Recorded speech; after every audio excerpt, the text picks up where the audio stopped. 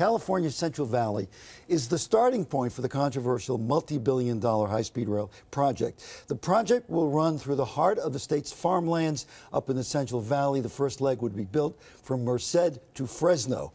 Phil Schuman right there in Madera, California, talking to folks on all sides of the issue here. And indeed, it's an issue, Phil. It certainly is a Central Valley. We're at a vineyard. Some of these grapes, when you go to the liquor store, buy your wine or maybe fruit juice, this is where the grapes come from. They also grow our pistachios, almonds. 60% of our country's fruits, nuts, and berries come from the Central Valley.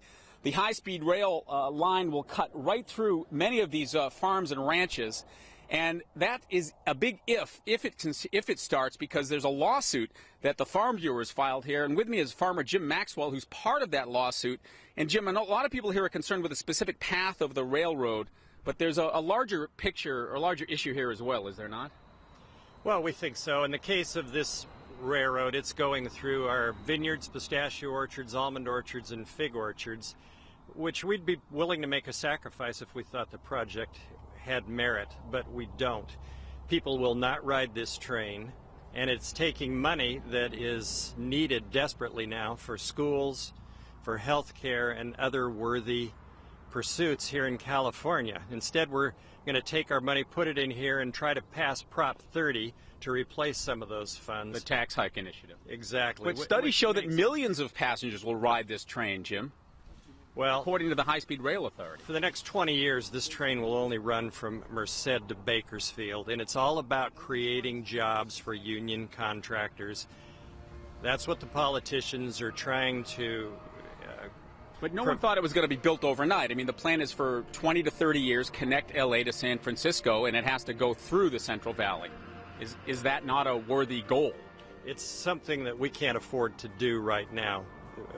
If we put it in, we're going to violate the environmental laws here, which means that we will be fined by the federal government. All Californians are going to have to join in paying that fine. Right. But the federal government just okayed the environmental impact report, though, just last week, as we reported on. But they're not going to waive the requirements for air quality in this valley during the period of construction. So if you had to bet, is this thing going to as scheduled? I don't believe that it will. We will do whatever we can to stop it. We just have to be prudent citizens. Our legislators have to serve the people of California, not their special interests, and we'll all be better off. All right, Jim Maxwell, thanks very much for talking to us. You know, the man who heads the California High-Speed Rail Authority, which is an agency that actually began back in 1996, his name is Dan Richard. He's relatively new to the party, so to speak. And in our reports, Heidi Kuda's been doing a lot of them, Steve. We talked with Dan Richard about how we're going to pay for this, about environmental laws, about really whether this is the best route for the train, about whether it's a worthwhile project overall, and this is how he responded.